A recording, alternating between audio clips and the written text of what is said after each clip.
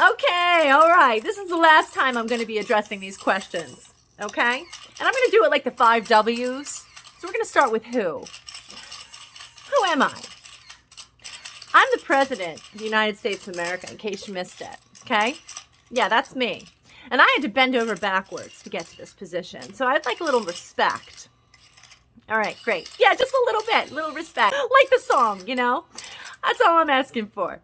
All right, number 2, the question of where. Like, where have I been? I'm going to tell you where I haven't been yet, okay? I haven't been to Europe. You been to Europe? I haven't. Let's not forget, I did go to Guatemala.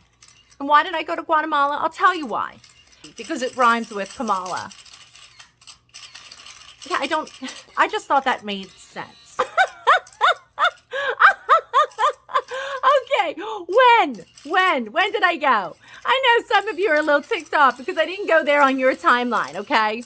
In case you missed it, my job is very busy, all right? I'm a busy girl, very busy girl, okay? I was the first vice president to go to the Pride Parade, and I believe I was the first vice president who orchestrated a get-together of all Caucasians to celebrate Juneteenth Day, all right? Let's not forget priorities, people, priorities.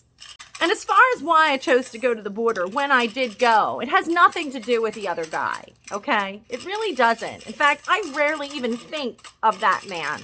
You know, but since you brought him up, I will go ahead and explain that he's exactly the reason why I ended up in El Paso and not 1,000 miles south where the actual current problem is taking place.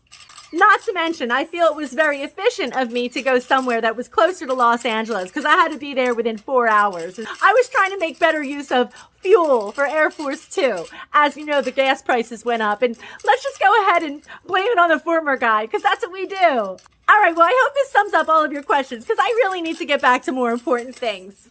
Yes, I'm currently putting together an initiative for the 4th of July to make everybody regret ever living in America. Okay? All right, I'm going to get back to work. All right, everybody, peace out. Woo! Okay, ladies, can you all just let me know you're here? No! Present! Oh, but Jen Psaki won't be here today. What? Yeah, apparently she's starting to do more research before she does her press conferences so she can actually answer some questions. Whatevs.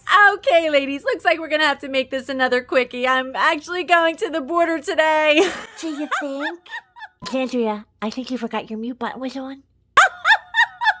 I'm so sorry. I thought I had my mute button on. Okay, you know what? At least I know what race I come from. What are you talking about, Kamala? I have a lot of races in me. Oh, please. 1 minute you're black, then you're Puerto Rican, and it's going to be Eskimo. I mean, make up your mind, you know? Okay, like you're just one race? I'm black. What are you talking about? Goodness, can we stop this nonsense? You know what? Just forget it. Oh, wait. It looks like someone's trying to come into our Zoom call. I don't recognize this number. Should I get it? Should I get it? So I hope you don't mind, but I figured I'd stop in just to kind of see how everything is going here. Oh, look who it is. It's Bruce. I mean, CAITLYN. So, like, what is your pronoun of choice? It's a he. I mean, a she. It's a she. It's a he-she with a PC. Okay, inappropriate, Nancy. Inappropriate. No, it's really fine. I actually do have big shoulders. No pun intended. Okay, settle down, ladies. We can have CAITLYN here for a little while. Okay. Oh, yeah, no, I didn't really stay long. I just went to kind of make an appearance. Kind of like what I'm going to be doing at the border. Oh, my gosh. Yes, you in the back. No, not you. No, behind you. No. Oh. No, I didn't mean you. Oh, I already called on you. Okay. 1 second. Not there yet. Yes, the insignificant gentleman in the back with the glasses. Yes. Yes, you can go. Okay, go. Okay, Mr. Duthie, you're going to have to wait. Okay. Okay, great. I already did answer your question. Did you have another one? Okay. Go ahead. Go ahead. No, the one in the polka dot shirt. Polka dot shirt. It's like a seafoam colored shirt. Love that, by the way. That's really cute. Okay, yes, you can go. You can go. Oh, not yet. Not yet. Zip it. I'm not there yet, okay? Give me 1 second, all right? Let me circle around. I'll get to you next, okay? No, I'm not going to answer your question, but I am going to at least acknowledge you and pretend that I did. Okay, great. All right. Okay. Okay, great. Yes. Okay, I'm going to circle back tomorrow. Okay, great. Good evening. My name is Leslie McHugh, and I am your host of tonight's Can You Imagine If Donald Trump Did That? Believe it or not, most of these stories are taken from CNN. According to The Atlantic, in response to a ProPublica report from earlier this month, some American billionaires who ironically multiplied their wealth during the pandemic as the common folk of America became unemployed and reduced to a state of depression and desperation pay minimal income tax compared to the rest of Americans, despite their immense wealth. Can you imagine if Trump did that? By the way, thank you, Abigail Disney, for this honest testimony. You obviously do not allow money to reduce your standard code of morals. Meanwhile, Vice President Kamala Harris has been to Pride parades, Guatemala, but still has not made a visit to the American-Mexican border. Her response to that? She has not been to Europe. So there's that. Can you imagine if Donald Trump said that? Meanwhile, on Capitol Hill, the Democrats are desperately, yet unsuccessfully as of yesterday, trying to push the For the Democrat bill. I mean for the People's bill. Don't know many Americans who actually read it, but nevertheless, it has a nice ring to it. Apparently, banning ID laws and allowing convicted non-citizens and felons to vote also has a nice ring to it. But can you imagine if Donald Trump did that? Thank you, Senate Republicans, and thank you to Senator Joe Manchin.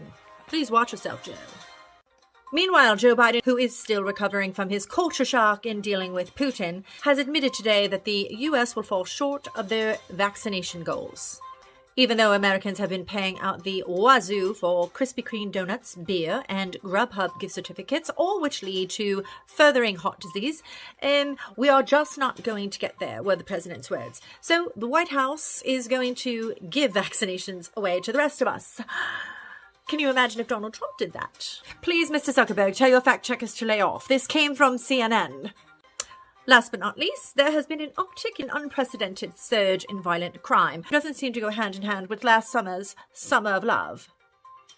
Evidently, the burning, the lootings, the killings, and let's not forget the defacing of many, many statues did diddly squat in helping the country to squash crime. Friends, let's pray for our American friends, half of whom are in denial. It's no doubt that the country is not in better shape than last year. But in Joe Biden's defense, he has only been in office for several months. He's still trying to find his sea legs, which evidently have sunk to the bottom of the ocean, along with his memory. Okay, maybe that was a cheap shot. Let us end on a positive note. The country of America has recently put up 2 beautiful statues of George Floyd, who has done a hell of a lot more for America than Christopher Columbus. What do you know? We are out of time. Tune in next week for this special edition of Can You Imagine If Trump Did That?